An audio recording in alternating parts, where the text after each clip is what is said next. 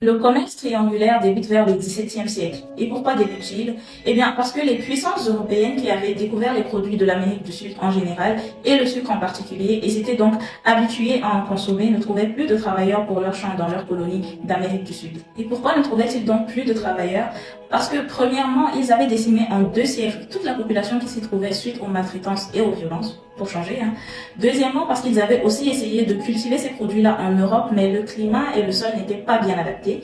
Et enfin, les travailleurs européens qu'ils avaient su trouver et qu'ils ont appelé les engagés parce qu'ils étaient sous contrat, ne voulaient plus s'engager parce que justement ces contrats-là n'étaient pas respectés. Et c'est là que des personnes ont eu la brillante idée de les remplacer par des esclaves noirs parce que premièrement, ils étaient plus résistants et deuxièmement, on n'avait pas besoin de les payer. C'était donc tout bénef. Mais pour ça, il fallait déjà les emmener en Amérique du Sud, qui était quand même pas mal loin et séparée de l'Afrique par l'Atlantique. Ils ont donc choisi l'acheminement par bateau, d'où le nom de commerce transatlantique. Bienvenue donc dans cette nouvelle chronique d'histoire d'Afrique dans laquelle aujourd'hui, comme promis, on va parler de l'acheminement des esclaves jusqu'à leur lieu d'asservissement.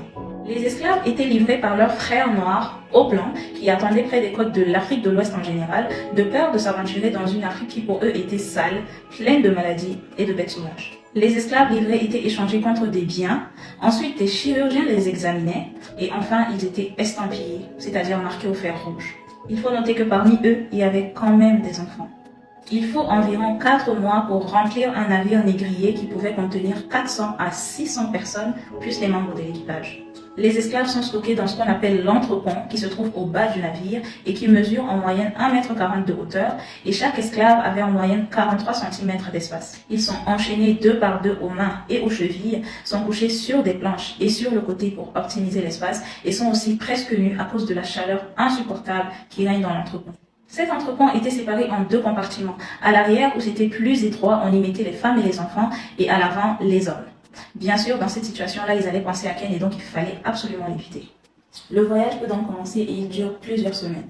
Durant ce voyage, les esclaves sont montés par groupes sur le pont, et quand le temps le permettait bien sûr, et la douche se faisait à coups de jets d'eau de mer sur tout le monde.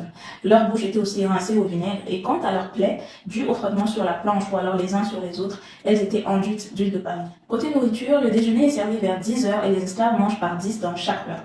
Alors on leur donnait tout de même des choses qu'ils avaient l'habitude de manger comme du haricot, du maïs ou encore du manioc, mais tous bouillis, sans sel ni poivre. Ceux qui ne voulaient pas manger étaient fouettés parce que oui, comme je l'ai dit, un esclave c'est avant tout une marchandise. Il fallait donc qu'il arrive à bon port et en pleine forme, même si la pleine forme ici est relative. Pendant ce temps, des matelots nettoient l'entrepont avec du vinaigre et vident les barils d'excréments. Parce que oui, si je ne l'ai pas dit plus tôt, ils n'ont pas de toilettes indépendantes, ça va de soi. L'après-midi, ils sont forcés à danser pour bouger et éviter ainsi les maladies musculaires. Un deuxième repas est servi vers 16 heures et après, ils sont tous redescendus dans l'entrepôt, enchaînés et replacés comme avant.